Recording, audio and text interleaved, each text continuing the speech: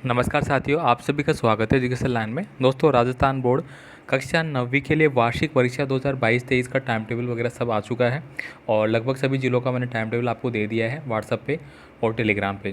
तो यहाँ पे दोस्तों इस वीडियो में हम हिंदी का जो इम्पोर्टेंट पेपर है वो इस वीडियो में मैं आपको बताने वाला हूँ। तो आपसे रिक्वेस्ट है वीडियो को एंड तक आपको देखना है और साथ ही साथ आपको बता दूँ कि जो वीडियो हम बता रहे हैं आपको वो पूरा स्कूल के माध्यम से तैयार किए गए पेपर है। ठीक है, तो इनको आपको बहुत अच्छे से देखना है और यकीन मानिए आपको यहाँ से लगभग 50 से 60% पूरा ऐसा कैसे आपको मिल जाएगा।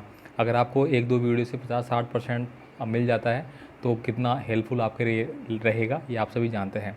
तो चलिए अब ज़्यादा बात नहीं करूँगा और आपको पेपर है वो बता देता हूँ।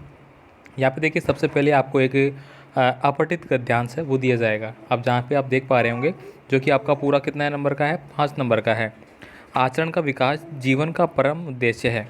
आचरण के विकास के लिए नाना प्रकार के संप्रदायों का जो संसार संपूर्ण शारीरिक, प्राकृतिक, मानसिक और आध्यात्मिक जीवन में वर्तमान है, उन सब की ये क्या एक पुरुष और क्या एक जाति के आचरण के विकास के साधनों के संबंध में विचार करना होगा। तो यहाँ पे मोस्टली अगर मैं बात करूँ तो इस अपठित गद्यांश में आपको जीवन का जो मूल आचरण है, जीवन के मूल जो सिद्धांत है उनके बारे में बताया गया है और मेरे ख्याल से आप आराम से इनको तो कर लेंगे। ठीक है, अब यहाँ पे देखिए जो प्रश्न पूछे जा रहे हैं, आचरण रहित पुरुषों के लिए क्या कल्याणकारक नहीं हो सकता। तो ये सब आपको जब आप पढ़ेंगे तो आपको आराम से मिल जाएंगे। आप 9th क्लास में पढ़ते हैं तो इतनी समझ आप में है।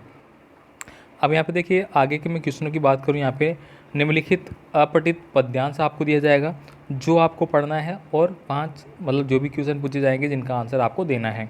अब यहाँ पे देखिए नीलांबर परिधान हरित पट पर सुंदर है, सूर्य चंद्र युग मुकुट मेखला रत्नाकार है। मतलब इस प्रकार से आपको दिया जाएगा जिसके एक यहाँ पे देखिए क्वेश्चन आंसर है जो आपको करने हैं। अब यहाँ पे देखिए अगला खंड जो आपको दिया गया है, इसमें देखिए आपको एप्लीकेशन राइटिंग, लेटर राइटिंग, ये कुछ चीज़ें आपको पूछी जाएगी।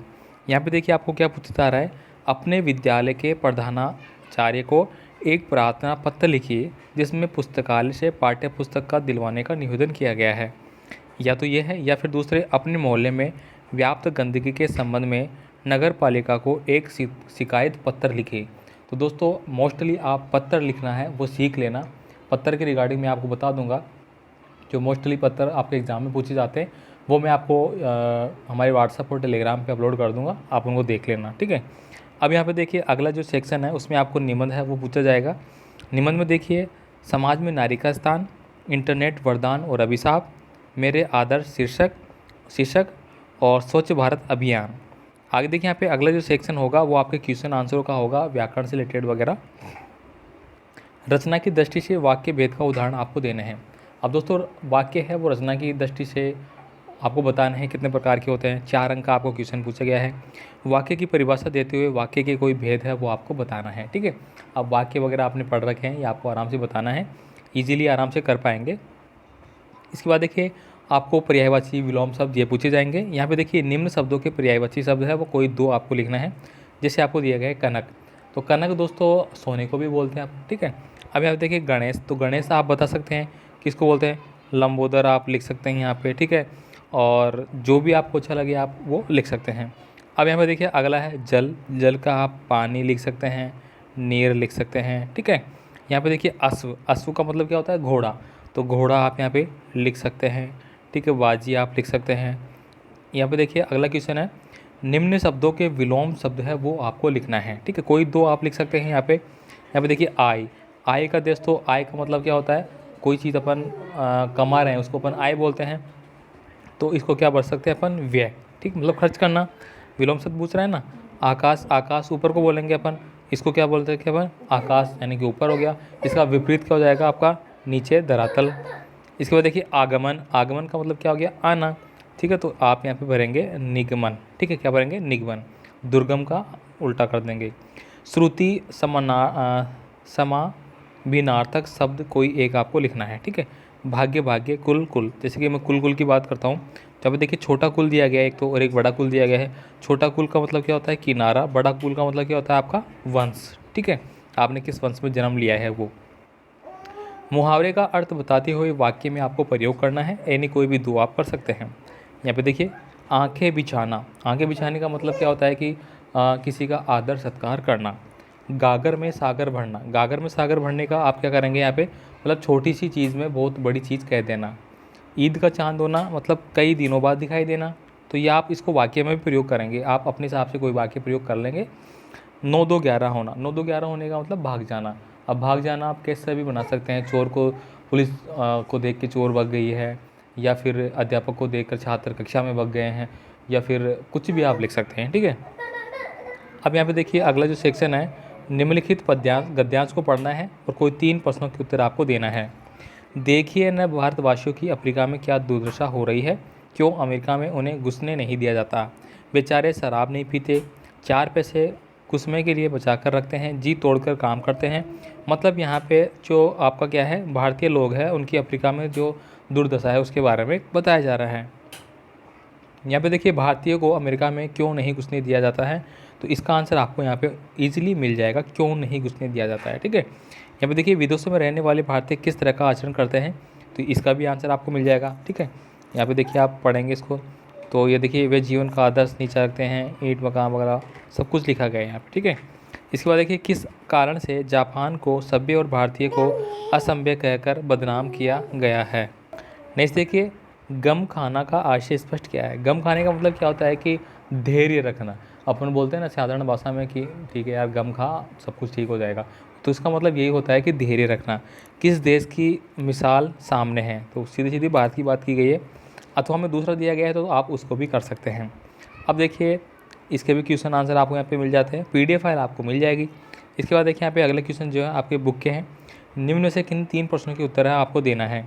आज की उपभोक्तावादी संस्कृति हमारे दैनिक जीवन को किस प्रकार प्रभावित कर रही है।